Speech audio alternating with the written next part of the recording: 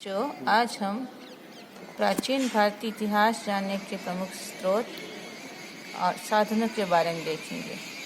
जैसा कि हम देखते हैं कि इतिहास का निर्धारण और जानकारी विभिन्न स्रोतों के माध्यम से की जाती है और वे स्रोत समकालीन इतिहास की जानकारी देते हैं।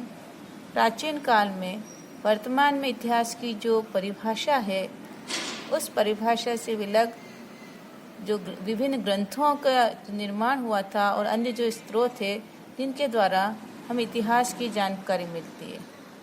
इन स्रोतों में प्रमुख है धार्मिक साहित्य और दूसरा है लौकिक साहित्य। धार्मिक साहित्य में हम देखते हैं कि प्राचीन काल के अंदर भारत में 3 प्रमुख धर्म थे, ब्राह्मण धर्म, जैन धर्म और बौद्ध धर्म। इन तीनों धर्मों का जो विभिन्न साहित्यिक सामग्री हमें मिलती है, उनसे हमें प्राचीन भारतीय इतिहास की जानकारी मिलती है। इस क्रम में हम देखते हैं ब्राह्मण साहित्य। वेद, ब्राह्मण साहित्य का प्रमुख जो ग्रंथ है महत्वपूर्ण, वे है वेद, और ये भारत के सबसे प्राचीन धार्मिक ग्रंथ हैं।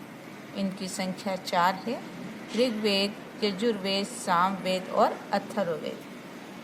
ऋग्वेद के अंदर हमें ऋचाओं देवताओं की स्तुति के बारे में जानकारी मिलती है और आर्यों के प्राचीन इतिहास के बारे में और घटना चक्रों के बारे में जानकारी मिलती है। यजुर्वेद में यज्ञ, हवन आदि विषयों से संबंधित ग्रंथ है। सामवेद में जिसका अर्थ प्रमुख गान होता है और सामवेद के अंतर्गत देवताओं की स्तुति को गेय यानी गाने योग्य लिखा गया है बनाकर।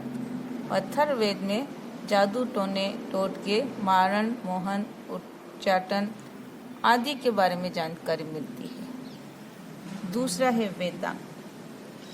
वेदांगों में प्रमुख 6 है, जिनमें है शिक्षा, कल्प, व्याकरण, निरुक्त, छंद और ज्योतिष। ब्राह्मण ग्रंथों में हमें प्राचीन भारतीय इतिहास की जानकारी मिलती है और ये प्राचीन जो ब्राह्मण साहित्य है, इनमें हमें आर्यों के प्रसार, उनके भीतरी और बाहरी संघर्ष और राजनीतिक तथा सामाजिक जीवन के बारे में जानकारी मिलती है। ब्राह्मण ग्रंथ में जिनमें वेदों की टीकाएं भी कहा जाता है और ये ब्राह्मण ग्रंथ वेदों से संबंधित है, जिनमें ऋग्वेद का ऐत्रेय और कौशिकी, यजुर्वेद का तैत्तिरीय और शतपथ, सामवेद का पंचविश और अथर्ववेद का गोपथ ब्राह्मण ग्रंथ है। फिर है आरण्यक। अरण्य का अर्थ जंगल या वन होता है और इस प्रकार गुरु के निकट बैठ करके और जिन ग्रंथों की रचना अरण्य के अंदर, वनों के अंदर जिनका अध्ययन किया जाता था, वे आरण्य ग्रंथ कहलाते हैं। फिर है उपनिषद, अर्थात गुरु के निकट बैठना, और इन ग्रंथों में जो ज्ञान है वह हमें प्राचीन समाज, धर्म और इतिहास से संबंधित विभिन्न महत्वपूर्ण जानकारी प्रदान करता है। इनकी संख्या लगभग 108 है। प्रमुख उपनिषदों में ईश, केन, कट, छांदोग्य, बृहदारण्यक आदि उपनिषद प्रमुख है और इनकी रचना का काल लगभग 800 से 500 ईसा पूर्व के अंदर हुआ माना जाता है। पुराण भी प्राचीन भारतीय इतिहास जानकारी के महत्वपूर्ण साधन हैं और इन पुराणों में भी हमें इतिहास से संबंधित समकालीन राजनीतिक, सामाजिक, आर्थिक और धार्मिक जानकारी मिलती है। पुराणों की संख्या 18 है।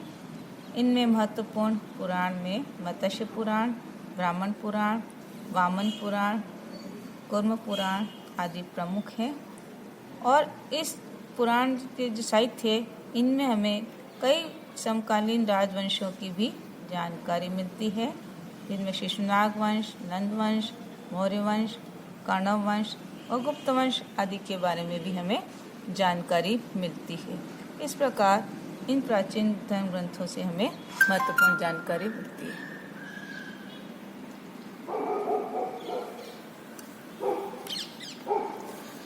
स्मृतियाँ, स्मृति साहित्य भी हमें प्राचीन ऐतिहासिक जानकारी प्रदान करने के महत्वपूर्ण साधन है। इन स्मृति साहित्य में ब्राह्मण धर्म से संबंधित कई महत्वपूर्ण जानकारियाँ मिलती है। इनमें मनुस्मृति, याज्ञवल्क्य स्मृति, नारद स्मृति आदि प्रमुख और कात्यायन स्मृति तथा कश्यप आदि स्मृति ग्रंथ, व्यास स्मृति आदि प्रमुख स्मृति ग्रंथ हैं। महाकाव्य प्राचीन भारत के दो प्रमुख महाकाव्य हैं, रामायण और महाभारत। इन महाकाव्य से भी हमें समकालीन भारतीय इतिहास से संबंधित विभिन्न पक्षों के महत्वपूर्ण जानकारी मिलती है, जिनमें सामाजिक, धार्मिक, आर्थिक और अन्य सांस्कृतिक जानकारियाँ प्रदान होती है। धन्यवाद।